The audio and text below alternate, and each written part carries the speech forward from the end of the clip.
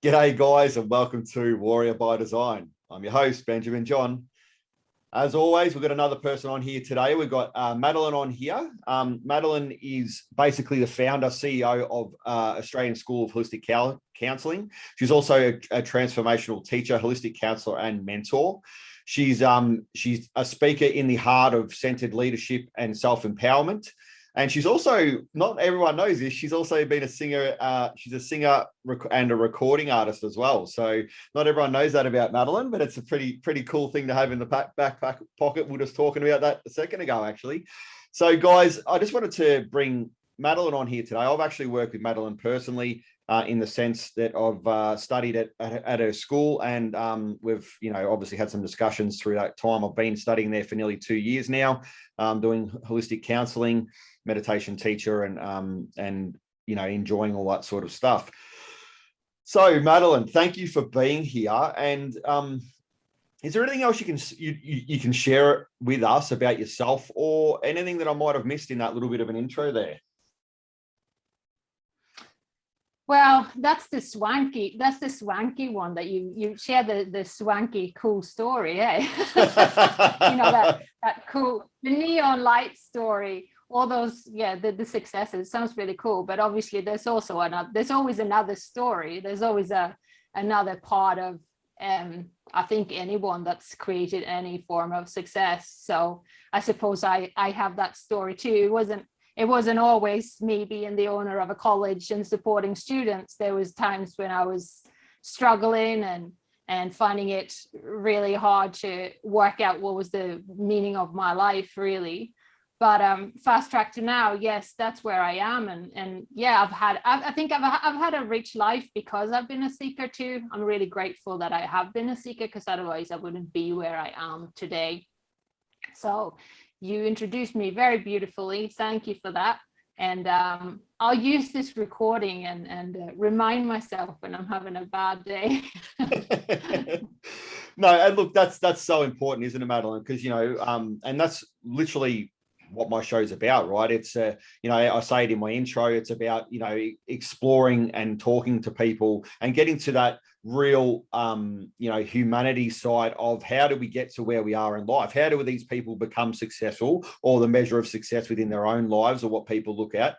And I was sort of saying there, it's not it's looking outside the fantasy and the glamour, right? And how do we get to that location? Because why the dreams, the fantasy, and the glamour is amazing, there's always a backstory to where we get there, right? And I don't know, I haven't spoken to too many people, and hey, I hope they're out there, that have just gone straight from from being born to perfection and an amazing life of just having so much choice. So it's I think it's really important that you mentioned that. I love you did. It's and that also that seeking, right? Because I also have a saying on here that's explore, create, and be. Exploring what it is we need to have, the how, why, and what we need to be, to create and be who we want to be, right? So I suppose, if I sort of said to you before, I wanted to ask you a question.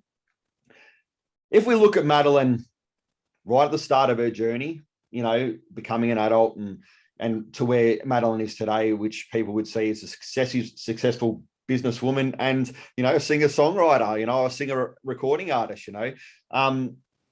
how did you move from that place to being what we call being in the moment and creating from that space?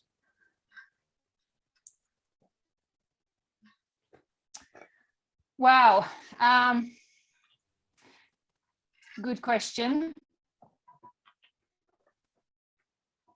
It's interesting to look back in your life, or look in the back mirror, because only then can you make sense of what's happened in your life. And I've been doing that a lot lately, because I would have been 6 months ago now, I actually faced burnout.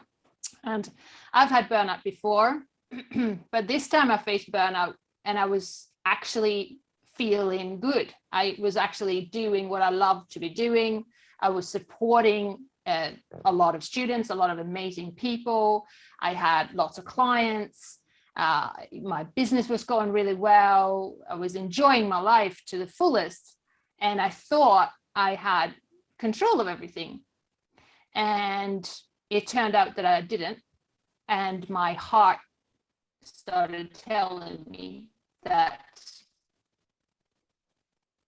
you got to slow down. So I started getting irregular heartbeats. I started getting heart palpitations. I ended up in the emergency ward. I ended up seeing cardiologists. I had Holter monitors on my body. There was x-rays. There was all this sort of stuff. And I totally burned out. And it took me weeks and weeks and weeks and months. And to be honest, I still haven't recovered from that.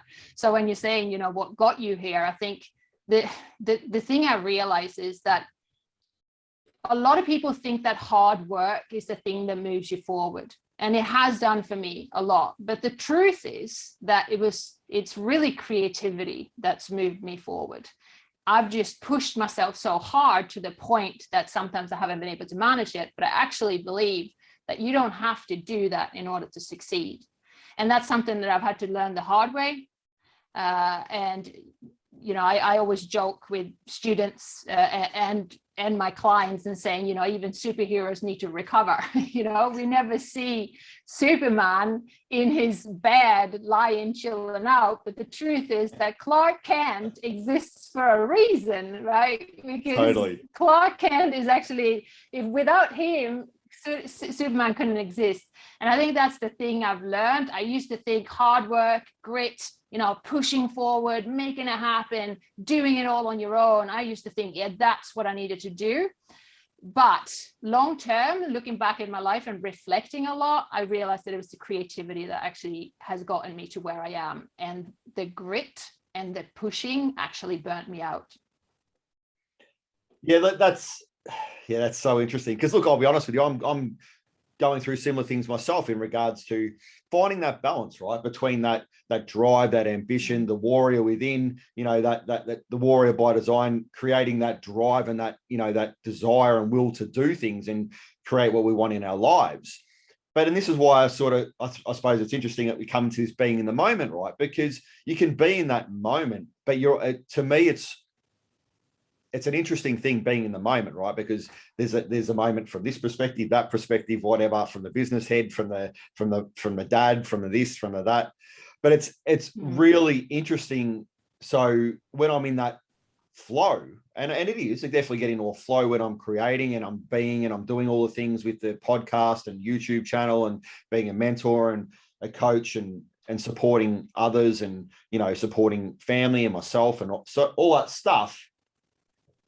You think you're in the moment, right? You think you're in this massive creative flow and it's all going amazingly.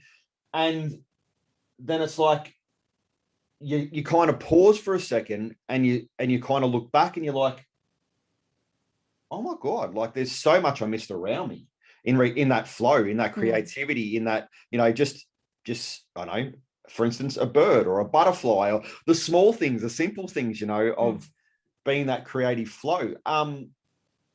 So what does being in the moment mean to you, Madelaine? What does that mean to you and how would you describe that to someone? I think it's got two sides to it.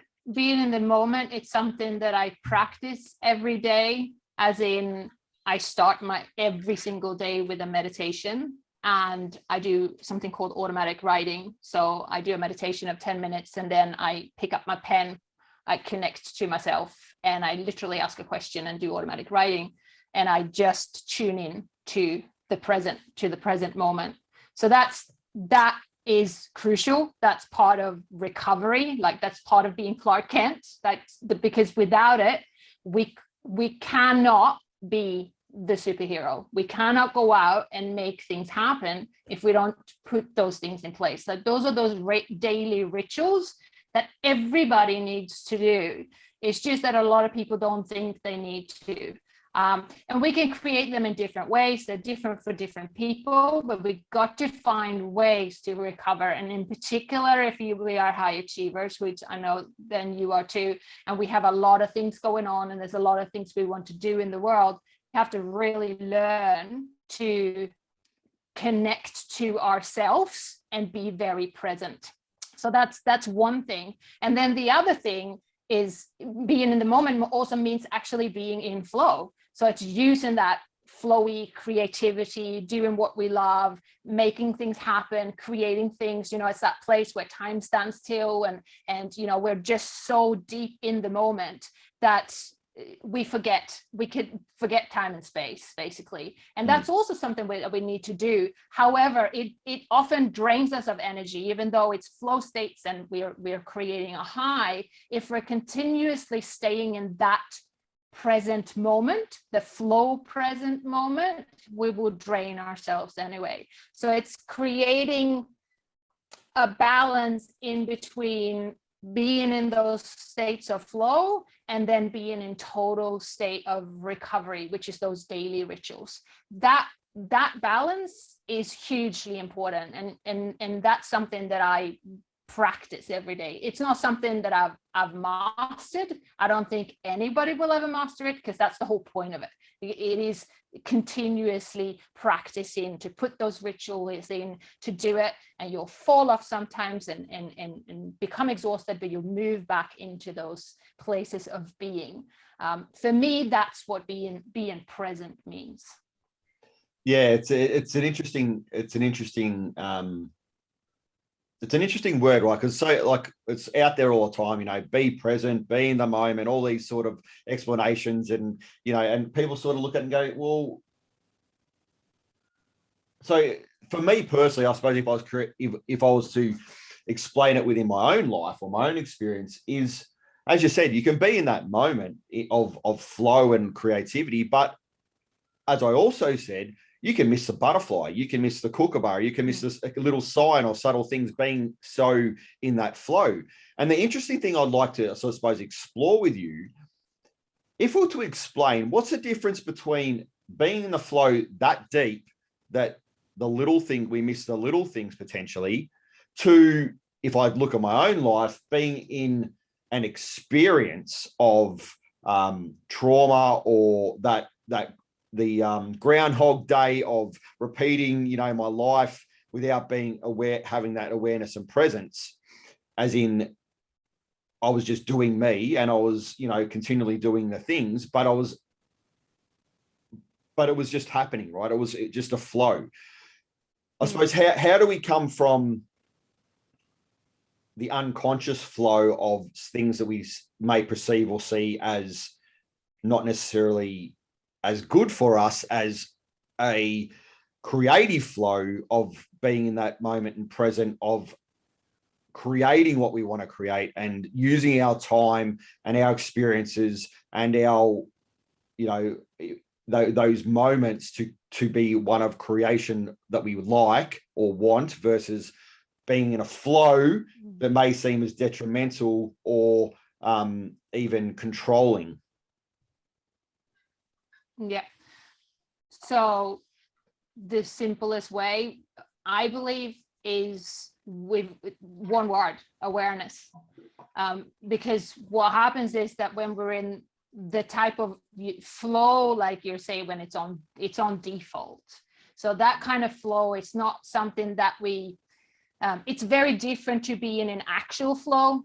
When you're in actual flow, you need to actually challenge yourself, and this really well. There needs to be a level of challenge, and it needs to be 4% higher than your level of skill, so it continuously pushes you just a little bit. But if it's anything higher than that, that's where we end up in anxiety. If it's anything lower than that, we end up being bored. So there's that's where that flow is, and we actually use a lot of brain capacity to stay in that present moment. We actually have to do that, and the reason why is because if we don't, and we push ourselves too far, and we're, if you're doing this and you're an athlete or an extreme athlete and you push yourself too far, you could potentially die, right? So the brain is comparing it to that. So we have to stay in that comfort zone of flow states, which is 4% higher than your actual comfort zone. But when we're in a state of default, which is also kind of like, we're just floating through life. So we can say float and flow, right? That's different, because what you're doing is you're not thinking. So you're just acting from your subconscious mind. There's programs in your mind that's been there all along. They've been programmed from you're born, and you've created that bit of self, and you're just living life, bumbling through and just dealing with whatever comes to you. So how to solve that and move into more flow states is awareness. You need to start becoming aware, and you need to start connecting to another part of you, which is the real you. Which is, I mean, you can do that through meditation. You can do that by getting coaching, by getting support. You can do that by lots of different things. There's lots of ways to do it, but that is the key, is to connect to yourself, the true self. Sometimes when I have clients and I feel that they are not connected to their true selves, we actually do exercises around that. So I get them to close their eyes. I get them to sort of tune into the breath, and then I ask them to start listening into their own chatter, their own just talk, inner self-talk. And then after a while, I ask them, who's listening? Like, who's the listener? And it always makes them go, oh. And then I get them to kind of separate and see themselves as something separate from their thoughts, their physical reality, that there's something more, something bigger than that they're part of, that's who they are, and it's connecting to the greater all. Like, you can take this really far, but we forget that as human beings walking this earth, being our earthly selves, that there's another part of us that's so much bigger. Like, our physical self is tiny in comparison to who we truly are. So I think awareness is the key in order to move away from default into actual flow, and changing your life, basically. Yeah, it's so important, isn't it? Because, you know, even if I talk from my personal experience again, when I was definitely in that, you know, I love the way you said that float and flow. When I was in that float of, you know, being the subconscious, doing all the default stuff, it seemed like I was aware. It seemed like that I was, you know, seemed like that I was living life, and I was in the moment, and I was doing all these things. And, you know, and we hear all these words like the, you know, as I said, that, you know, the being in the now, and the awareness, and, you know, being in the moment, being present, blah, blah, blah, blah, blah. But what I found, the difference between me being that float and being in the flow, was when I'm in the flow, I'm not judging myself. I'm not doing any of that. But what I am doing is challenging what I know to be true, challenging what I believe to be true, and challenging my current perceptions on things, right? I'm also taking responsibility for that I do within my life, and creating my experiences, right? Being in that flow, being in that, you know, versus the float was, I wasn't taking any responsibility for what I was doing in the float. It was like every other bugger out there's, you know, so on and so forth, and all the profanities I would have said back then. And being in that float versus the flow, I certainly wasn't really, but I wasn't aware in the sense that I wasn't, you know, taking that responsibility, being able to create my experiences by potentially challenging what I believe to be true, right? Because I was very black and white, and it was, this is it and that isn't, and that's what it was. So when I moved from that to the flow, it's about taking, like, again, all these words are out there, you know, that ownership, that responsibility, that challenging myself for my beliefs, and allowing myself to see things differently. What with your clients and through the school and everything else, what would you see as some of the key things we can do to move from that place of floating in our subconscious default to that place of flow, taking responsibilities, creating, and, you know, kind of having that awareness that allows us to challenge our beliefs and perceptions? What things would you see key or pertinent to move from that place to this place?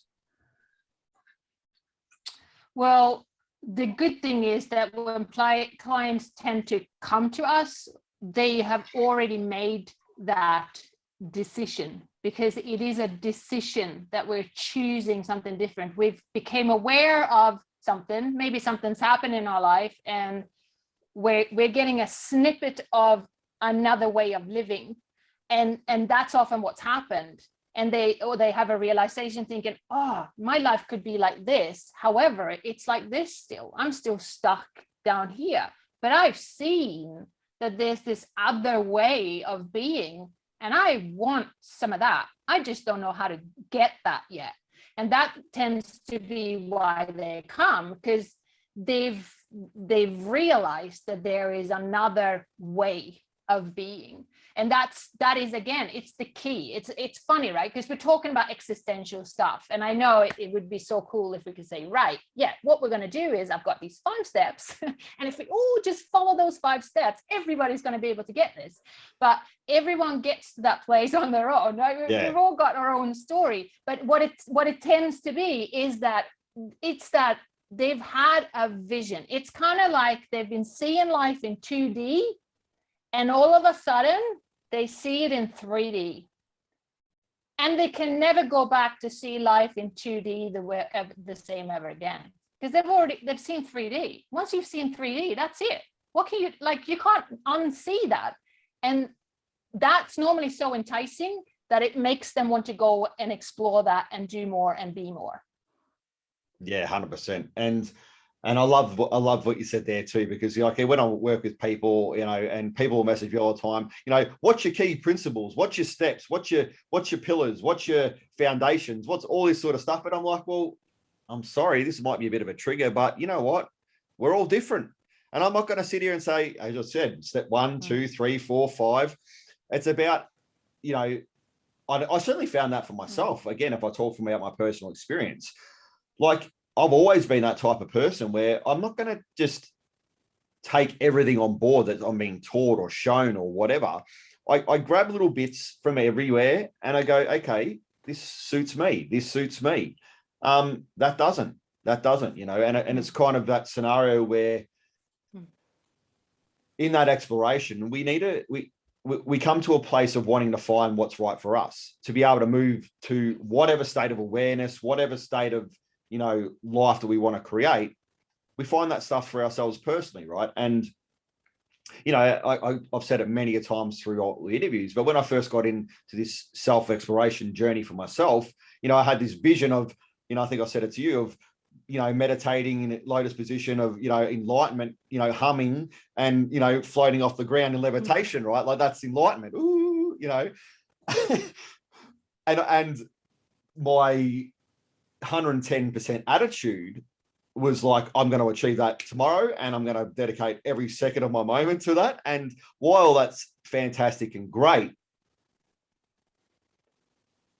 I kind of, when I was going with that mentality, I really, I think, lost an essence of myself, in the sense that I was so focused on the object or the goal that I wasn't pausing enough to be able to become aware again of me and the aspects of me, right? And it was almost like another mask, right? It was like another mask that I was putting on. Oh, I've got to get there. I've got to be this enlightened guru or whatever. It was like another mask that I was putting on, instead of pausing, breathing about that journey moving forward.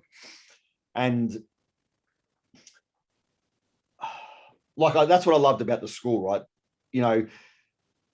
Doing the studies, while it was able, it's given me that piece of paper to be able to work with people more than anything. It allowed me to have another avenue to explore for myself and explore things for myself. Yeah. What have you been able to do for yourself in, exploration, or what have you found pertinent for yourself to be able to, create the life you have today?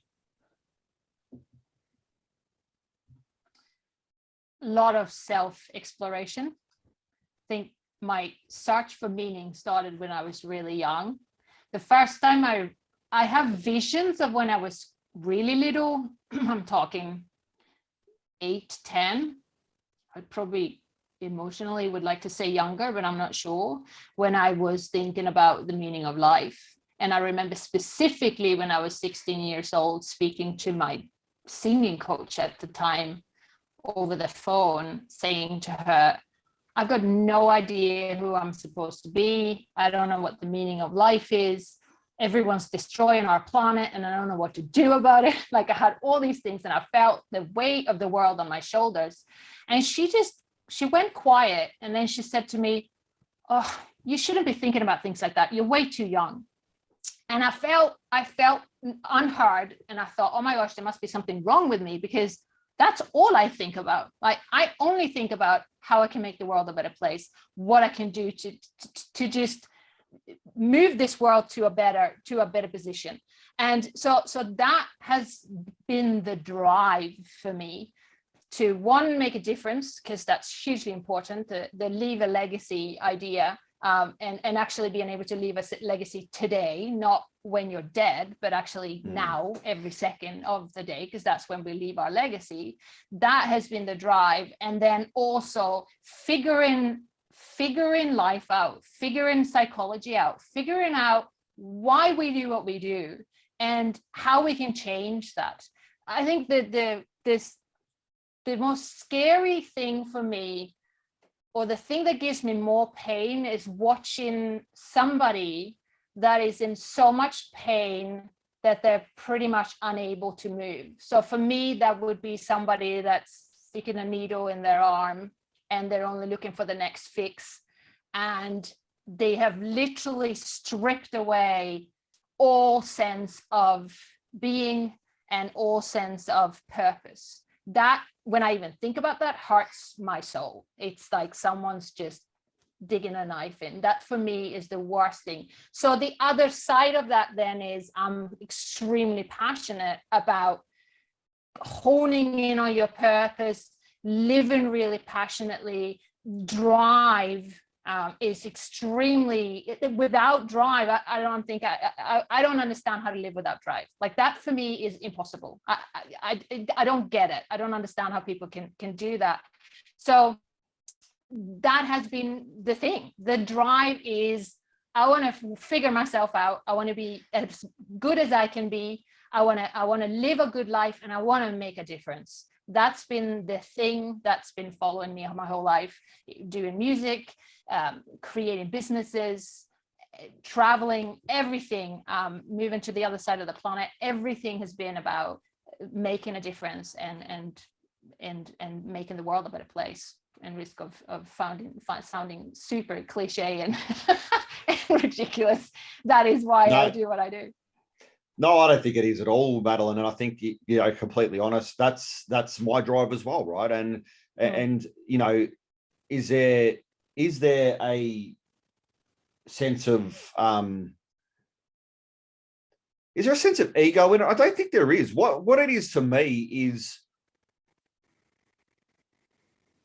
it's almost like, as you said, there's almost like a drive and a fire within me that knows so deeply that things can be different, that things can be experienced differently, that things can be created differently, that things, or what we see as experiences, you know, on a day-to-day, a moment-to-moment, you know, a worldly, you know, a country, whatever, on all those different levels, universal, that we don't know everything, right? We don't know everything in this moment to be able to be, you know, and I'll be honest, my arrogant self along, you know, only, you know, a handful of years ago,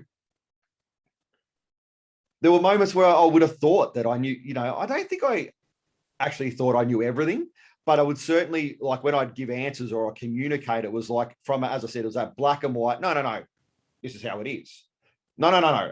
That's what it is, you know, or, oh no, that can't be right. You know, that kind of mentality and attitude, where now I'm so comfortably knowing that I know sweet F all in the sense of a global universal sense, that I'm okay with what I'm experiencing, what I'm taking in, and what I'm learning, and what I'm teaching myself or discovering for myself. And I think that safety in being okay in not having to have all the answers, not having to be the epitome of all knowledge. There's so much comfort in that, right? 100%.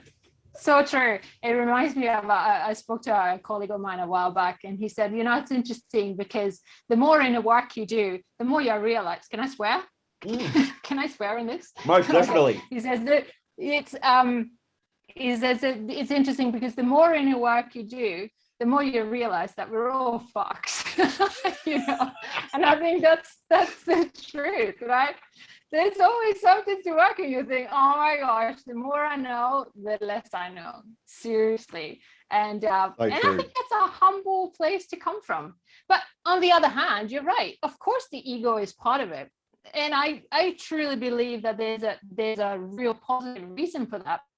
A lot of people give the ego a bad reputation, and the ego is not a bad thing. It's no. If you have an unhealthy ego, that's not a good thing, then you're a narcissist. But if you have a healthy ego, that's your true expression of who you are, and that is what you need. That's where the drive is to make a difference. So I think, it is ego, and you should be proud of your ego, because when you've got a healthy ego, my God, you can make a positive difference in the world, because you're driven by making a difference, and you're using your talents, your skills, the whole of you, and expressing that into the world, because everything comes through the lens of Ben. That's the thing, and no one can say it the way you do. And that's the beauty of it. That's your ego. So ego is awesome. Ego is not edging God out, like someone once said. Ego is extremely important, and we should embrace it. And we should do our inner work so that it becomes a healthy ego and not an unhealthy one. Yeah, and I love that explanation, Madelaine, because you're right. When we talk about ego, there is a lot of there's a lot of stigma out there in relation to it, right? Hence the word warrior. And there was a lot of stigma out there for that. And I wanted to take that word back and go, well, no, there's a real truth in the warrior. And if we look at it from a certain perspective, it's so beautiful, and the original essence and energy from that warrior, that will and that desire and that drive is beautiful. And again, with that ego, if we go back to the original essence of it, I think what's key for me personally in these areas is the intention behind it, right? If you have an intention with that ego to be able to be so comfortable in your truth and who you are and your drive and your why and your intention, and that intention is one of love and creativity and to help and support people, well, I kind of wonder how that ego could be necessarily perceived as bad, right? Because if that's where it's coming from, and that allows you to be safe and comfortable and secure in who you are, that's beautiful to me. That's an amazing thing, right? But that stigma that's out there, is just it's a shame. It's a shame. Yeah.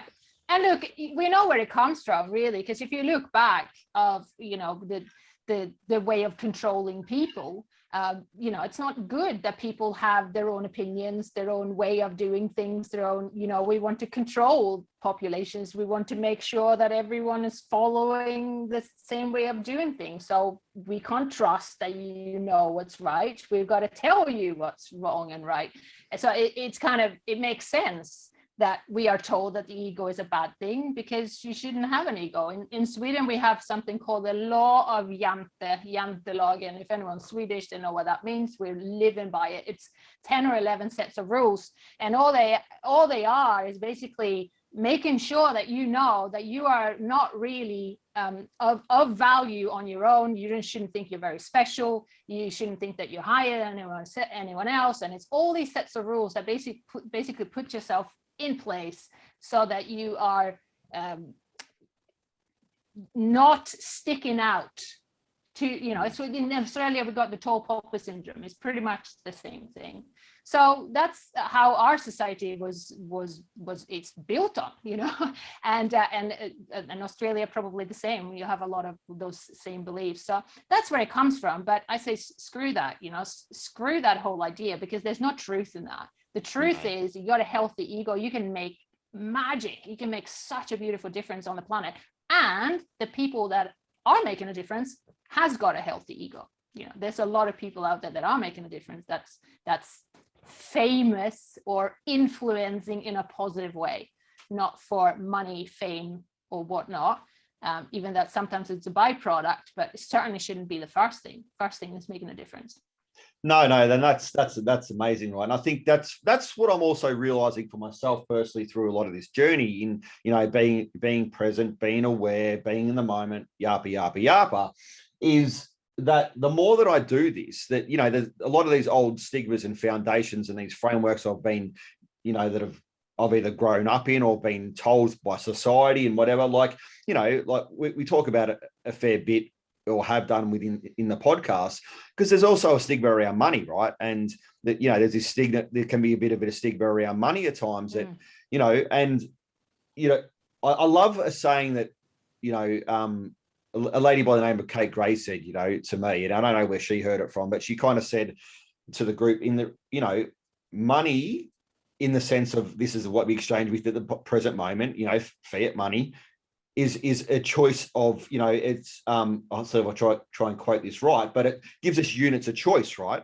So at the moment, this is the units of exchange, which is we call fiat money, and that gives us units of choice to be able to create within our own life or support too, right? It's not necessarily just to be able to, again, it's intention, it's that healthy ego within that, with having that, you know, that network and that connection with money, versus one that goes in with an intention that may not, you know, be as supportive. Yeah, absolutely. So there's I can't remember his name, but there's a book about this called Happy Money. I think the book is actually called Happy Money. And this is a Japanese man that's written that book.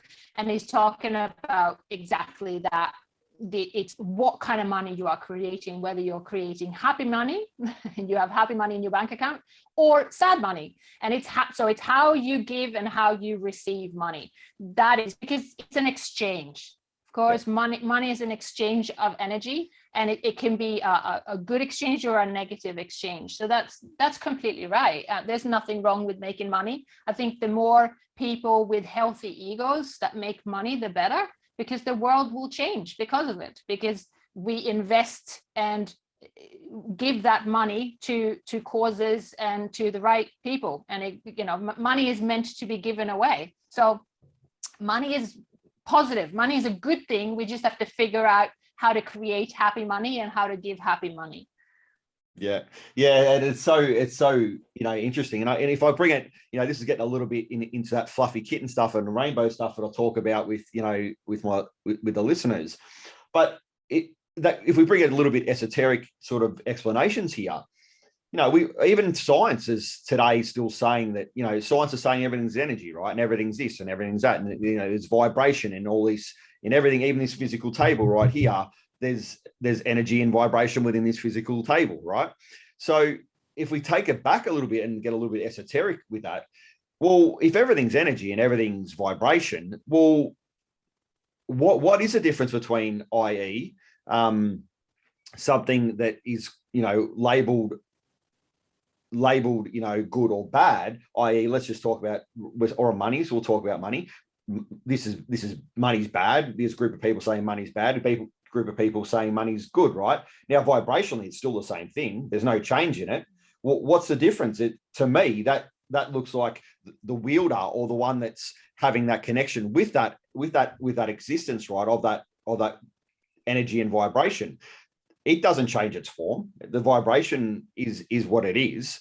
As you know, as my true vibration, if I look at my true self and from my heart space and being able to connect it to my heart space, my vibration hasn't changed from necessarily when I was wanting to kill myself to where I am today. What's changed is my connection with that, right? And my awareness of that and my understanding of that and my intention with that. So it's an interesting how we label things sometimes in the sense that allows us to create a certain vision of things, right? With yourself personally, how have you been able to come to a place of understanding what it is being a creator within your own life?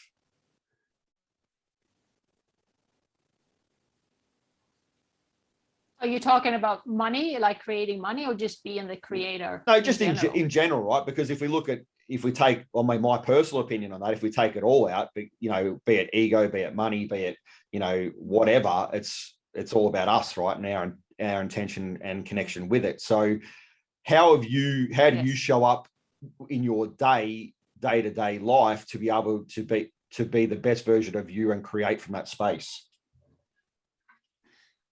I think, and this is a big one for me, it's being in service. It's practicing continuously to be in service of people, and also looking continuously into what that means, because again, it's a little bit misunderstood. Being in service doesn't mean not looking after yourself, putting everybody in front of you, making sure that everyone's okay and I am not important. It actually means me too. You know, it's the positive me too movement. Yeah. So we have a negative one. This totally is a good one. It's including ourselves in it. So being in service is the way to create anything. Because when you do that, and this is me getting fluffy and talking about rainbows and kittens, like you say, when you do that, things tend to happen on their own. Like you do fall into this place of creation, and the world kind of just creates it for you. That's what I realized, and that's what I probably misunderstood for a long part of my life, because I was so bloody exhausted helping people all the time, and I forgot that I had to also make sure that I was all right. So I was continuously trying, I've got to do this, I've got to make this happen, I've got to help these people, I've got to be there for them. And I kept burning out. And I was thinking, I'm doing everything I should be doing. Why is it not working? Why am I not doing, like, I must be doing something wrong. Yeah, I did. And I had to literally get to a point where I had issues with my heart to realize, hey, you've got to include yourself in this serving. You're not serving yourself, you're serving everybody else, and you're still feeling like you're not doing enough, no matter what you do or how much you work or how many people you look after. I mean, we went in our college from literally 14 people to 350 within 12 months. Yeah. That's a huge, massive growth. We had nothing set up, so we had to like try and support everybody along the way. And me, Madelaine, took a lot of responsibility because I wanted to make sure that everybody was happy, everyone was, having a good experience, everyone went through the course and then got out there and helped other people, because my goal is to be somebody that helps you guys make a difference. That's my job. And I took too much responsibility on myself, and I didn't fill up my own cup. Did not. I forgot about myself, and I focused on everybody else, and I was happy and I was loving it because I was fulfilling my purpose, but I forgot to serve myself. So you got to do both. Like some people are better at serving themselves, and then there's something else going on with serving others. Maybe the purpose isn't clear, or maybe the passion isn't clear, or there's something going on where it's not flowing. There could be something there, or there could actually be, hey, we need to sit you down. You need to breathe for 2 weeks. I remember my coach said to me when I was really bad during my time, he said, I wonder what it would be like if you would spend the next year not doing anything for anybody else and actually focus on you. And I just looked at him and went, what do you mean? Like, how can you even do, that's ridiculous. I said, that's ridiculous. That means that I would just rather die, And he said, okay, backtrack. I'll take it back. I didn't mean it like that. But what he meant was that once we actually include ourselves and we look at what it is that's our burning desire and how we want to make a difference, instead of, I just need to make a difference, I need to make sure that I'm making a difference. If we can just get rid of that and go, making a difference is in my DNA. I can make a difference walking down the street. Seriously, it's who I am. So how do I want to make a difference? And how can I connect that to what I'm passionate about, what my talents are, what I'm burning for inside? How can I connect those two? Because when I do, that's the magic formula. It's not about just helping or making sure that I'm making a difference. It's, you are making a difference. You don't have to worry about that. You just have to think about how you want to do that. how you want to express yourself in the world, how you want to show up. That's your job. Yeah, that's so beautiful. And again, it resonates so much with me. Like, it's so interesting, isn't it? Like when I look back to that, you know, again, I'm going to use this, by the way, moving forward, that float and that flow, right? When we look at it, me being in that float, I'll lay down my soul for you. Oh, don't worry about walking over that fire. I'll lay down. You can walk all over me. You know, it's okay. I'll do it for you. You don't have to do it. This is my expression at the time in the float of believing I'm supporting and helping others, right? And I kind of say to people now, there's such a fine line between enabling and actually, enabling people and actually supporting people, right? There's a very, very, very, very fine line sometimes within doing this. And the interesting thing was, we hear all these things out there. Oh, just shine bright like a diamond, all this sort of stuff. And everyone will start doing the same thing around you, and so on and so forth. But the interesting thing is, the more that I worked on myself, the more that I was able to actually realize that people have got this, right? And my support isn't necessarily doing all the time. Actually, sometimes it can be, my support is just me being me doing me, right? And I watched this show a little while ago. I can't remember what it was, but it was about, these group of immortals that, they're going around, around the world for many, many years, like hundreds of years, just trying to make a difference, right? And doing these little snippets, and they never knew why or what was happening. And then one day in that show, this guy's done a lot of research on these people personally, puts up this whiteboard, right? And he goes, oh, well, you help this person. And they went out and, created a cure, or this person, was the savior of a country, and so on and so forth. But from the little picture of that little moment of supporting someone or doing you, the whiteboard wasn't visible, right? The whiteboard, the future wasn't visible. The whiteboard wasn't visible. And it was so interesting to me. I was looking, and even that was a bit of an aha moment to me, right? In this, bright, shine your own light and be yourself and work on yourself, because the more we can do that, I found there's so much more support in that and growth in that for people and you don't even have to do anything. Exactly. And I think that goes to, I often say, success is boring. Lots of people think that success is fireworks and everything in neon lights and everything is really cool and awesome and all that. It's not. Success is extremely boring, because all you're doing is literally just planting seeds, but you don't even know that they're seeds yet. Like, you're just putting these things into the soil, and you've got no idea. Not until you decide to look back and go, holy crap, I just created a forest. That's the whole thing. So success is extremely boring when you look at it into today. But it's those rituals, it's those things that you do every day. That is what's creating your success. You just can't see it yet. It's just not there yet for you to look at. And you don't need to look at it, because you'll never be able to see it in the present moment. You'll always see it when you're looking backwards. Yeah, and that's so important. I think, that's so key. And, I'm just being mindful of the time here. So I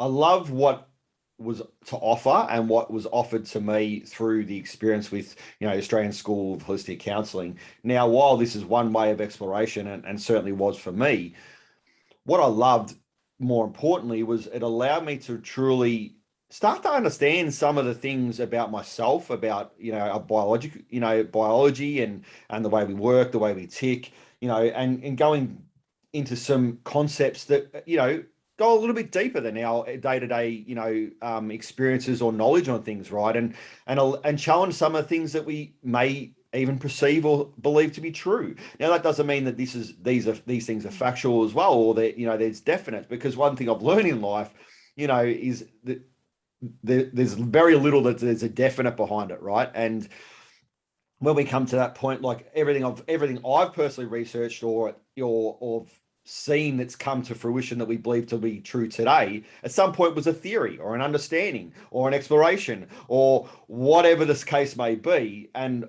I'm so excited to where the future could go, right? Because it's infinite opportunity there, right? In that exploration and in the theorizing of how this universe works and how we work and whatever. But thank you to and the Australian School of Holistic Counselling for allowing me to have another way and another path of exploration through this, because it's been such an amazing journey. And while some of it was most definitely, I would say, challenging, it always for me personally allow me to have a different understanding and a different way of seeing things, right? So that's been so important to me. So thank you from me to you of being the creator of this organization and what you do, because I think it's really important that the more and more people that go out there that give people opportunity to explore things like this for themselves is amazing. Yeah.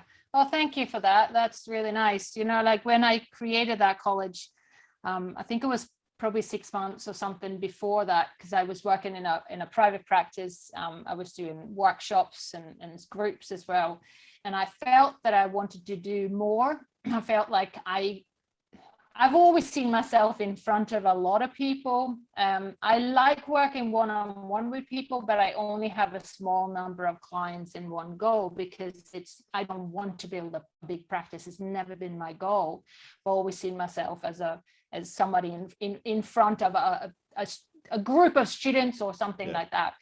And I remember before the college was being created, that I was in the shower and I had this vision in my head of drops dripping onto the ocean and creating rings on the water. And that was kind of a symbol that I knew that I was on something really special, because I think that's what the college is to me. Where everybody going through the college is like one drop dropping into the ocean, and you're all creating these circles, these rings on the water that this keeps growing, and together we're making a huge difference. And I think that's the vision. That's what I want to do. I see you all as making a really great positive difference in the planet. And we can't, your vision is not big enough if it's only about you, if it's only about ourselves. It's like, it's collectively, we got to do this together. Together we're making a difference. And that's the vision for the college. And I'm really, really happy and grateful that you've found us, and that we are able to support you in making a good difference, positive difference in the world. Yeah, no, it's amazing. And I can see, I love that vision of, the little circles, and it just continues, right? It just continues rippling out. So that's amazing. I have one final series of questions, if you don't mind. So it's a 3-part sort of question, but if you were to go back in time and spend 30 seconds with yourself, what wisdom would you share with yourself, your warrior within, to create a life by design? Also, at what age would that be and why? Okay, this could be a really quick answer, but unfortunately it's not that quick for me, because I don't want to go back and tell myself anything, because I don't know what and how that would have changed where I am and what's been happening. So again, I'm here right now, we're all here right now, and I'm looking back in the rearview mirror, which you've helped me to do today. If it looks in a particular way because of the decisions I've made, because of the pain I've gone through, because of all the heartaches, we haven't even touched on, being on antidepressants in my 20s and looking to take my own life, right? But there's been so many times where I've thought, oh my gosh, I wish that would not have been a part of my life. Still, when I'm here, I don't know who I would have been without that. Yeah. And I see it in my clients too. A lot of clients that I have had when I used to do more therapy, now I'm doing more coaching and supporting students and supporting people, therapists and things like that. But when I worked with clients, that was the thing for them too. They came to a point in their life where they realized, you know what, all this pain and heartache that I've been through, there's a reason for that. There's a reason, and now I'm here and I don't want to change anything. So to answer that question, yeah, I don't want to go back and change anything.